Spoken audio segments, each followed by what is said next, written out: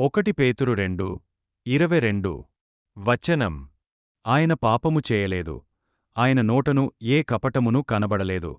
యేసుక్రీస్తు జీవితంలో ఏ పాపమూ చేయలేదు. ఆలోచనలోనూ, మాటలోనూ, కార్యంలోనూ ఆయన సంపూర్ణంగా పవిత్రుడు. ఆయన నోటను ఏ కపటమును కనబడలేదు.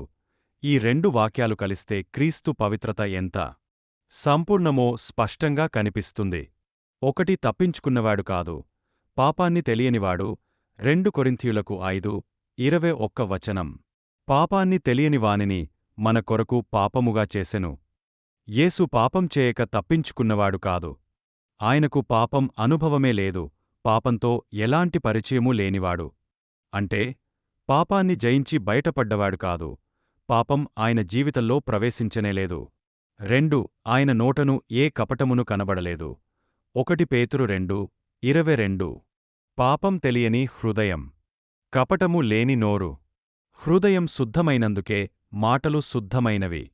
లోపల ఏదైతే లేదో అది బయటికి రాలేదు. లోతైన ఆత్మీయ సత్యం. పాపాన్ని తెలియని వాడైనందువల్లనే ఆయన మన పాపముగా చేయబడగలిగాడు. కపటము లేని నోరున్నందువల్లనే ఆయన మనకొరకు మధ్యవర్తిగా నిలబడగలిగాడు.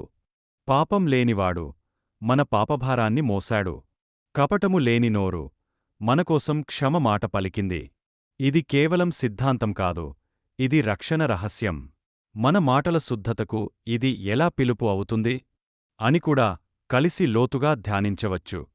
ఆయన మాటల్లో మోసం, అబద్ధం, ద్వంద్వత్వం ఏదీ లేదు. ఆయన చెప్పింది నిజం, జీవించింది అదే నిజం. ఇది యెషయా 53:9 ప్రవచనానికి కూడా సరిపోతుంది.